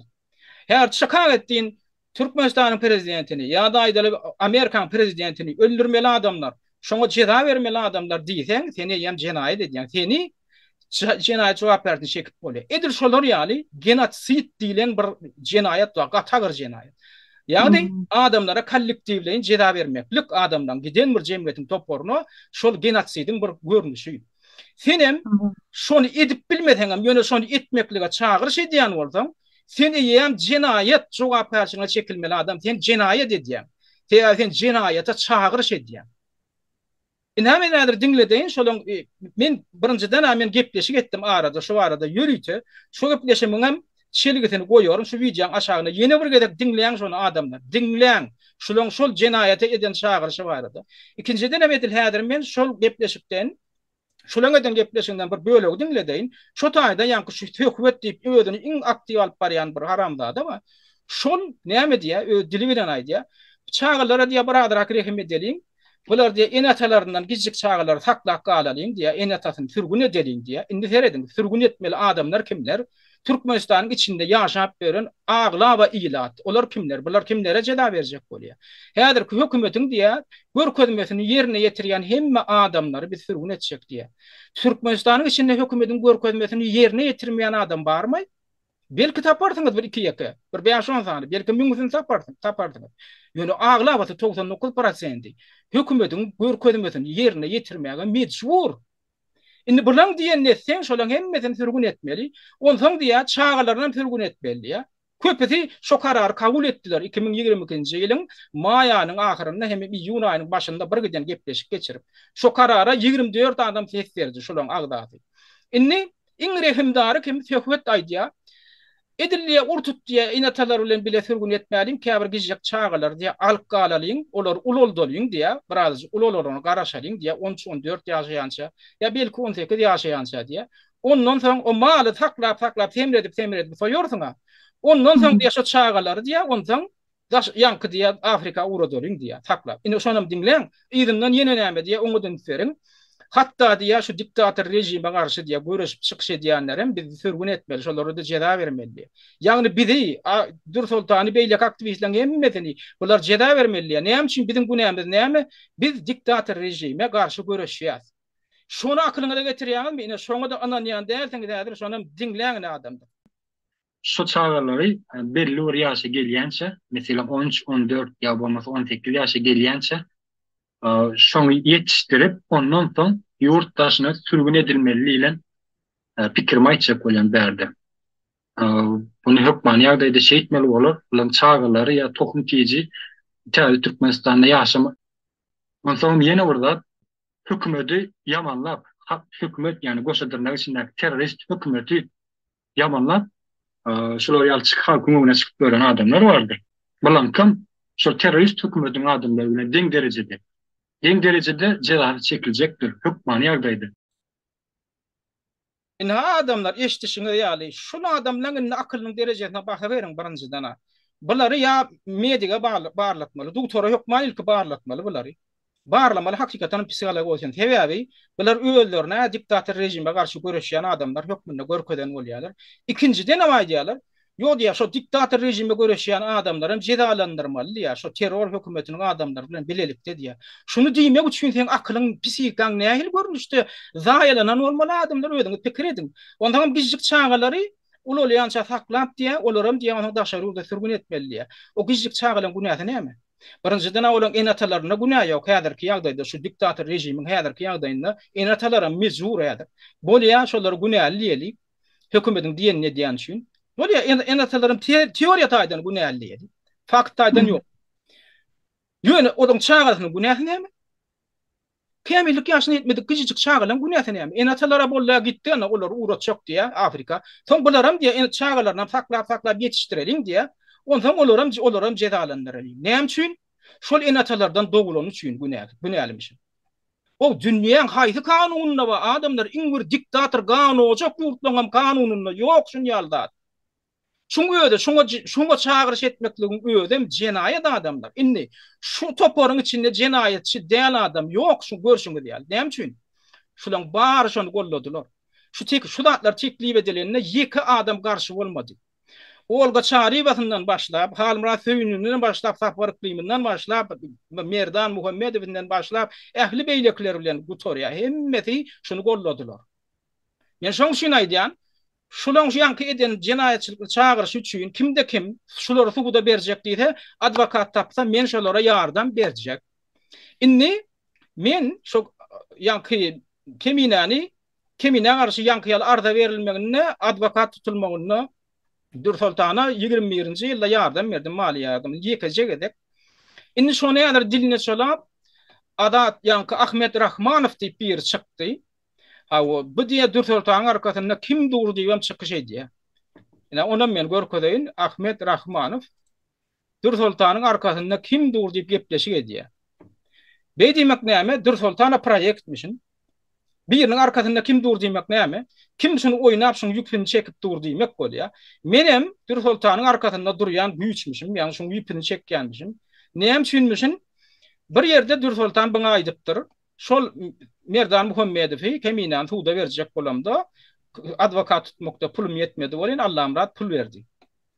Şunu bu näme diýär? Allahamrat bunu diýär arkasynda duran diýär, ýanky anna durdy Hajyýew däl diýär. Bilen näme ýanky Sapar Iklimowň toporyna kömek edýär. Ýok diýär. Dursultanyň arkasynda duran diýär, anna durdy Hajyýew hem de begmedi däl diýär. Allahamrat dur diýär. Ýöne gepleşiginiň içinde de ýok diýär, Dursultan dogry edipdir diýär, onu öz mertebesini gorap. Ýöne şu gepleşiginiň adyna serediň adamlar. Dursultanyň arkasynda kim dur diýär. Şu kim dur diýmek näme? Kim oýnaýar diýile näme pikir dören okmy? Şunu näme üçin aýdýar, şu wagt çykyş edip, ýankylaň çykyşyndan soň. Ýok şunu ne Allahamrat Rahim bir zat edip bir diskreditasiýa etmeli, awraýdan düşürmeli. Awraýdan düşürmeli. Ha siziň duşmanyňyz kim? Dursultan däldiňe bir. Anna durdy Hajyýew bilen Begmedowden el çekin. Ene bar nämeňizin Allahamrata garşy gönükdirm diýip. Men şoň üçin Ahmet Rahmanow ýüzlenýär. Ahmet Rahmanow. Men Sapar Iklimiň toporyna islenlik adam, ýanky jenaýatçylyk çağırış eden üçin, şonu gollandyklary üçin islenlik adamy kimdir biri? Şo jenaýatda aýyplap suwda ýüz tutsa, adwokat tutsa, men ýene de gollap berjek. Ýene de gollap berjek. Soragyň barmy? Ahmet Rahmanow. İkinciden Ahmet Rahmanow Adatlyk radiosynyň işgäri. jurnalistik iş alıp barýar. Azatlyk radiosunda 10 ýyllap işlän adam hökmüne aýdýan, şoň tiýatrda goşulmaga haky ýok.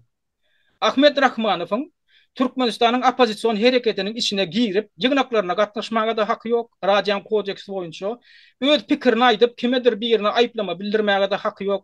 Murat Gurbanow bolsun, Düýeci bolsun, Allah Murat Rahim bolsun, kim bol tapawdy ýok. Öz pikirini aýdyp, siýasy meselelere goşulyp pikirini aýtmaga haky ýok. Näme üçin? Sebäbi bu neutral jurnalist olmaly. Näme üçin aňyrdan aýlyk alyp otur. Dursultan proýekt däl, Allah Murat proýekt däl, sebäbi bize aýlyk töläp, bizi bu işe etdirip oturan adam ýok. Emma Ahmet Rahmanow proýekt näme üçin? Ahmet Rahmanow aýdygy derli aýlyk alyp otur. Azatlyk radiosy bilen guramadan. Diýmek kimdir saňa aýlyk töläp oturan bolsa, şolam sen ýüpüň oýnap bilýär, ýüpüň çekip bilýär. Sen hem şol guramagyň düzgünli bolup şu taýyp gelip opozisyonerlerin ýygnana gatnaşyp oturan bolsaň, opozisyonerlerin işine baka berip oturan bolsaň, ol gowy bu erwet, ol eýtdi, o beýtdi diýip oturan bolsaň, onda seni öňi aktivist ýaly alyp barýar. Jurnalistiň, ýani haýsy bir media guramasynda işleýän jurnalistiň özüni aktivist ýaly alyp barmagyna ýol berilenok. Azatlyk radiosynyň kodeksi şoňa ýol berenok. Indi men aktivistlere duýdurjak bolýan. Ahmet Rahmanow Azatlyk radiosynyň ýol başçylary şoňa ýol berýän bolsa, şonan bilip diýmek şol adam zaşlandy Kazaçok diýilýän we ýani kurwat diýilýän we ýani alaka hökmünde iý berilip, maglumat toplamak üçin iý berilmese başga näme üçin edildi? Teýär şoňa diýen hereket edýär, Azatlyk radiosynyň öz kodeksini bozup otur. İçerki rehmet kodeksini. İçerki düzgünlamasyny bozup otur. Indi şoňa Ahmet Rahmanowyň özü jogap bersin. Kim ruhsat beripdir? Azatlyk radiosynyň ýol başçylaryndan. Bilen sorak göreli. Menem sorak görjek. Ine Ahmet Ögön aýdýan, men Azatlyk radiosyna ýüzlenjek. Şol kodeksin nemeler menne bar, punktları hem maddeler bar. Şoňa da salgylanyp men sorak görjek. Ahmet Rahmanow nähil tapşyryk bilen bu ýaly ruhsat berdiňiz? Türkmen opozisiýasynyň içinde özüni aktivist ýaly alyp barmagyna. Näme maksat bilen edýär? Nähil maglumat toplaýar? Kime berýär o maglumaty? Ya maglumat bermeýän bolsa näme üçin oňa beýdip öz düzgünüňizi bozmagyna ýol berdiňiz? Ana men soragym şol. Şolam bolar. Şoň üçin bu gepleşik näme üçin ara böyle beýdik goýa? Sebäbi Dursultany birazçyk nemet görkezip proýekt ýaly etip görkezmek, menem şo proýektiň ýagny sponsor ýaly etip görkezmek. Hakykatynda proýektinde Ahmet Rahmanowyň öýdi. Sen öýüdigi derli maliýe kömegini alyp oturan bolsaň, öýüdigi derli ýagdaýda haýsydyr guramadan indi adatlıktan alyp otur. Diýmek sen proýektiň içindäki proýekt bolýar. Şo diýelim bolsa aýdyn ha, düşündir. Men onu sen ýanky Azatlyk radiosynyň kodeksi bilen görkezip düşündirip berer. Indi Dursultanyň ýanky şikayet etmeginiň aňyrsynda legal esaslar we ýanky aýdyşmaly indi. Başga da bir giden adamlar we saňa garşy hüjüm eden. Şolar barada birazjyk indi durup geçden Dursultanyň gepleşigiň soňunda. Sebäbi bu diňe kemini bilen şäklenen o adamlar.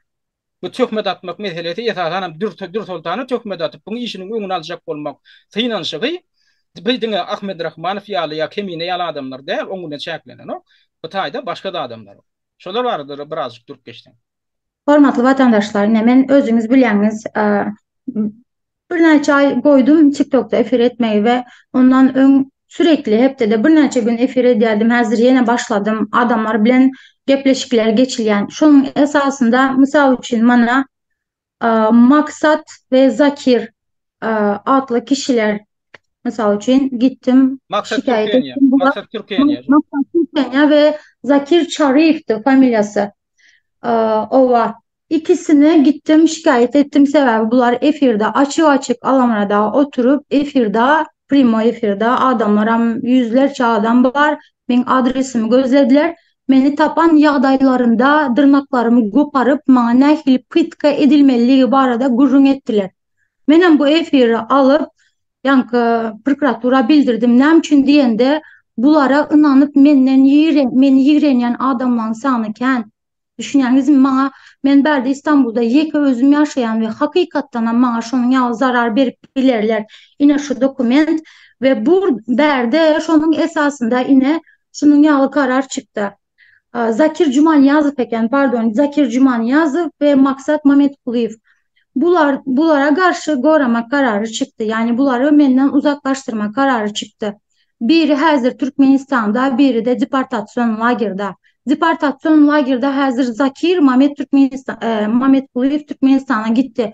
Vatandaşlar büyük ihtimalle onun hem Zakir'in hem deportasyon lagerinde vakti bu dava önüne çıkandır, sebep olan tövne pasportlu kaçak gezip öğren için belli değildi. Yine berde yine 3 adam men hakkımda töhmet atıp, ugroza edip nämeden üçün 3 kişi hakkında advokadım prokuratura yüz tuttu. 8 yıllık yine şu yerde Gürkezeyin 8 yıllık onları gözleme kararı çıktı. Hormatly vatandaşlar 8 yıl bu Türkiye'nin içinde bir yerde tutulan adayında onlara ceza kesiliyor. Ya bilmedim nehil ceza kesi artık bu suda bağlı. Son berde hormatly vatandaşlar seyredin Devlet Seyidip diyen adam yine bulam özümüzün çerçeveli adam. Meni hem sosyal medya platformlarından Instagram, Twitter, TikTok yalı platformlardan, Facebook yalı platformlardan tapıp alamada seni iznaçılık edip diye öldürüp diye öğleyanın ya da tokayın bir yerine gömecek hiç kimem seni tapmaz diye sen diye bizim hormatlı arkadağımıza bunun yalı sözler aytma ne hakkın var deyip şunun yalı ugrozaları var ve yani yazdı koydu değil. Durmadan beni yaz ya ve sürekli gözleyen beni düşündünüz mü? Yine bunun hakkında da gittim. Advokatın üstü bilen barıp şikayette bulundum. Ondan sonra Şirali Sadıkov diyen bir haramzada var özünüz. Batı bilense hele bugün içinde TikTok'ta Anır'da berde ağzına gelen aydıpıyor. Onun için gittim şikayette bulundum başsavcılığa. Indi açak Bolyanzadım vatandaşlar yine seyredin. Berde şunça dokument var. Bu konsolosluğa tarafından başıma gelen судебный hukuk taydan göreştiyeli de bu. Bulam yankı sözde Kavuçkan'ın içinde Türkmenistan diktatörüne karşı görüşen biri beylekilerem ana Türkmenistan hükümetini goldayan adamlar tarafından belki şolar tarafından tutulan niştatlı agentlar tarafından hukukun önünde beriyen göreşim bu. Ve benim şunça tecrübem var, Alamra'da şunça tecrübem var 2020 yıldan beri. Şimdi benim birilerinin Anadolu'da bile hakikaten ben belki bir yıldan köp olandır. Bir şey canlaşmam görmedim düşündünüz mü? Ben arkamda ya sizem yok ya başkasam yok. Men tayak iyi smysl tayak mecazi anlamda da şunyalı zatlara maruz kala kala men özüm gorama öğrendim. Mecbur men. Düşünýäňiz mi? Mecbur. Goramasam bolan yok. Men ýeke özüm olan pikir almayın arkamda hükümedem duran bolsa şunça судебный prosesi geçmezdim ben. Düşünýäňiz mi? Ya da siz duran yok, siz ta Avrupa'da ova kömek gerek boldu sebep bular her biri için Türkiye'deki advokatların işleyiş yadaýyny hemme Türkiye'deki vatandaşlarımıza mälim. Yeri geldi men gücüm yetmedik yerleri boldu. Bulan hemmesi pul ve menem öz hakkım goramasam ertesi bir gün bir yerde men tutup alıp gittiler. Zakir'in acışı men pitka ettiler, öldürdüler, attılar. Ya da bir yere gazdılar, gömdüler bu devlet seyidipin acışı alı. Düşünýäňiz mi? Hazır bu kimine samsygy aydy otyr, anam neşe sat ya da ulan ya bilmedim artık näme diýen bolsa. Onun acışı alı men hemme kim eýen TikTok dolu.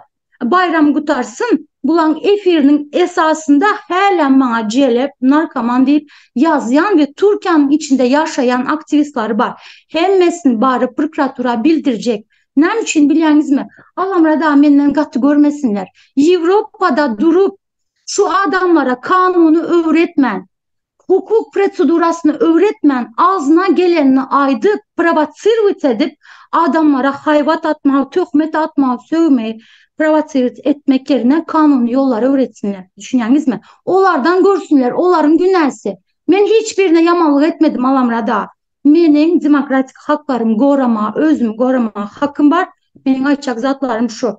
Indiň soňunda ýatlydaly adamlara, dinleýijilere şu edek şu keminen tutulup edilmegi edil Dursultanyň şolar zaty bilen baglanyşyklydyr diýmäge esas ýok. Intäk onu biz bilip bilemok. Sebebi Dursultan sana suutdan gelipdir, nota gelipdir. Ýagny Merdan Muhammedow şu ýylyň oktýabryna suwda barmaly. Noýabryna diýmek intäk Dursultanyň arzasy boýunça suwda çağırylşy güýde goýulan. Ýöne şu wagt näme üçin tutulup da, näme üçin Dursultanyň adyna berjek bolýarlar bular. Yalan sözle ýa-da pikir edýän, Dursultan arza berdi, o hakda hiç ele gurrun yok. Dursultanın advokatynyň ham belli bir ýanky çykdajatyny men çekdim. Indi ýöne edil şu an buni bir aşo ýanky ilçihana bilen hyzmatdaşlyk edýän bir daşyndaky bir adama ýüklejek bolar, hemem Dursultany ýüklejek bolýarlar. Ýöne oňun tek hiç suwtnama ýok, olar görkezip bilmedi. Eger suwt tarapyndan ýa polisiýa tarapyndan şoňa bir berilen bolsa resmi dokument, şoň nusgasyny alsynlar. Altınlar da taraftarlar görkezdiler. Nämen izatyny Merdan Muhammedow saklandy diýilýän zady görkezsinler. Şoňa çen adamlar bilen bu ýalançy kezzap bilen gepine ananma. Edil häzir Dursultanyň arzasy boýunça tutuldy diýilen zady olar görkezmeli. Olar görkezenler näme aýyplam boýunça. Öňü bilen ol nelegal ýaşap ber. Onam gödeňini tutun. Merdan Muhammedow Türkiýe territoriýasynda dokumentsiz, vizasyz ýaşap ber. Onu islenip tutup oňa jeda berip bilýärler. Olar bir tarapy. Ikinji tarapy tutulanda hökman oňa aýyplama görkezilýär. Näme üçin tutuldyň diýip. Oňam nusgasyny oň adwokatynyň almagy haky bar. Onam görkezsin.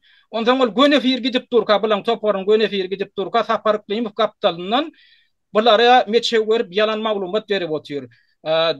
Merdana diýe 4 sany jinaýat aýyplamasy bildirildi diýe.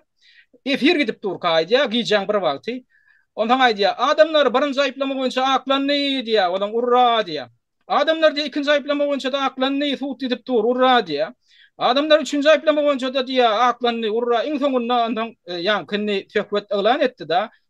Salmıra söýnüp gelinni gepleşýän bu tara ýallydy ol iň soňky munudunda da adamlar diýe 4-nji aýyplama boýunça da diýe aklanny gutlaýan diýe. Ay jany soýmaly bolduk da toý etmeli bolduk diýdiler 16-syna. 16-sından berim 4-ün neçdi, hani Merdan Muhammedow çykdymy? Çykyp geldi de şol aýdylan Saparyklyň şo beren maglumatam çyn bolsa, onu görkezsin halkyň göňüne biziň şu ine Dursultan bilen dokumental ýagda deşeýip görkezip oturjymy ýaly. Bunaram şo bildirilen aýyplamalar görkezsinler, suwdyň çykaran kararyna görkezsinler, ine şu aýyplamalar boýunça aklandy diýsinler, biz göreli. Ondan berde adamlar şu yalan şey haramzadalan gepini gepetme. Gepini gepetme. Ene Saparyklyň beýdidi. Ene Halmıra Söýünüň 18 milyar dollar uğurladı diýdi plana. Hanini suwd etsin diýip ýok. Halmıra Söýünüň suwd etsin. Nur Muhammed Annaýew aýdýar, ana Farhat Durdiýew öldü diýe. Farhat Meýmankuliýew. Innem soň ölmediň suwd ediň diýe. Ol 10 ýaly bolmaly. Sen suwd et. Nur Muhammed Annaýew diýýär, şonu bir delil görkezmeli. Ejek ne salgılanýam, garnaşyna salgılanýam, kime salgılanýar? Bir delil görkezmeli. Şon ýaly adamlar siz wara kritiki pikirleniş diýip bir hatda şonu ýeňe işleten ýoklar adamlar. Bir adamçyk kritika analiz edip adamlar bir zat aýdanlar. Bir ýaşly adam bir zat dik gördi, ol ha şo çyndyr diýip oturmaň adamlar. Suwdnama talap edin. Milyarlarca dollar ana pul uğurladı falan diye da bolýar. Nirde ol arada bir makala çykdymy? Ya bir ýerde protokolun kopýasy barmy? Nirde ba? Ya sen kelläňden çykdymy? Ana ýa-da kelläňden çykýar. Sen kim onda? Adamlar şonu ýaly birazajy kritik analiz edin diýjek bolýar. Bir minut bir zat koşup geçeyin Alamrada. Bizim indi noyabrda sudumuz bolanlyk için bu yani Türkmenistan'a deport edilmez näme üçin diýende suud geçirilýär. İlkinci suud geçirilýär bizim. Şo suud reşeňä berilýänçe geç yani Türkmenistan'a deport edilmez. Men pikrim bu. Ondan soň ýanky Interpol bilen bağlanışdyrýarlar. Alamrada berde Bayram Alalyýew bilýäňiz. Bayram Alalyýew da Interpoldan Gyzyl bültende näme çykdy? Zapros çykdy. Berden advokat tutup ýanky dawa seredildi. Türkmenistan'a belli bir möhlet berildi. Şu möhlediň içinde şunun Gyzyl bülten bilen gözlenmegine sebep bolan dokumentlar soraldy. Türkmenistan hökümeti berip bilmedi ve indi Interpoldan rozuskyny polnusy aýyrdy sudyň reşeňasy esasında. Bu men bunun ağzından ekstremistski gepleri men zor bilen çıkaramok. Meni indi bular näme etjek bolýar bilýäňizmi Alamrada? Bular bir adamlara näme görkezjek bolýarlar. Ana Dursultan arza yazdı. Dursultanyň yazan arzasy sebäpli ana kemine deport boljak bolup otur diýip. Hemme zadyna prosedura hemmesini etap düşündürdük, dokumentlary görkezdik. Indi bundan soň hiçbirine de jogap berjek dälse hakykatdan ham ýadadım. Düşünýäňizmi Alamrada? Ýadadım. Men kim bolsa bolsun eger dakazat edip bilmeyen zadyna Türkiýanyň territoriýasynda bolup men hakkymda bir zat aýtsa men kanun haklarımı ulanacak. Bu groza değil, bu menin hakkım. Şoň üçin tankit edin, kritikawat edin, dakazat edip biljek zadınızı görkezin bolya. Yöne dakazat edip bilmeseniz men siz bilen ekranda bazarın babayal uruş edip durjak dalim. Men iň son gaýtjak zadım şu. Bolýan adamlar wagtam bir şene bardy. Dürsoltan beren gurrunlaryň üçin köp sag bol. Sizden sağ olun da şu mümkünçülüğü dördüğünüz için.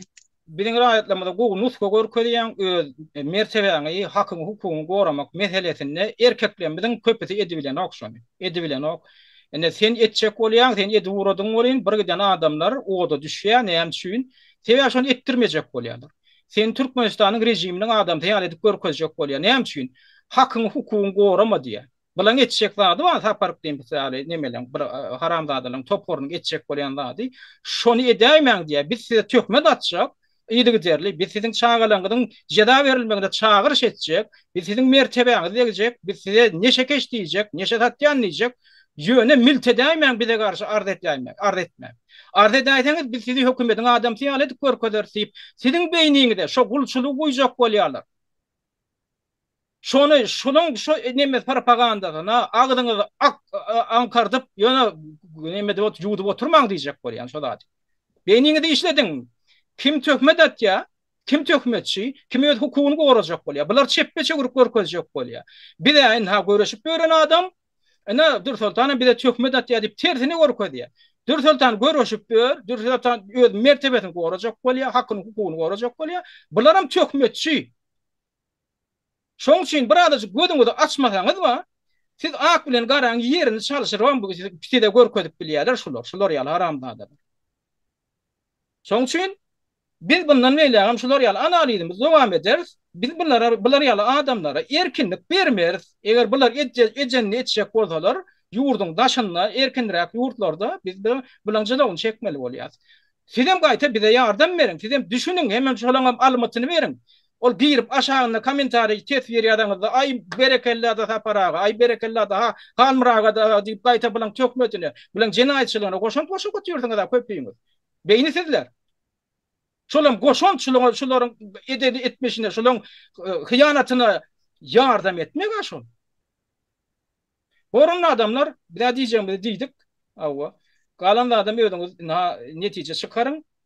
Ýene bir gedek Dürsoltan köp sag bol gelip paýlaşanyň üçin maglumatlar bilen. Ünsürip dinleýäňiz üçin hormatly ilişler, size de köp sag bolun. Sağ olun vatandaşlar. Hormatly watandaşlar, Azat Türkmeniň gepleşiklerini öz tanyş bilişleriniz bilenem paýlaşyň. Türkmeniň Azat Türkmen bolma uğrundaky işe sizem ýardam edin.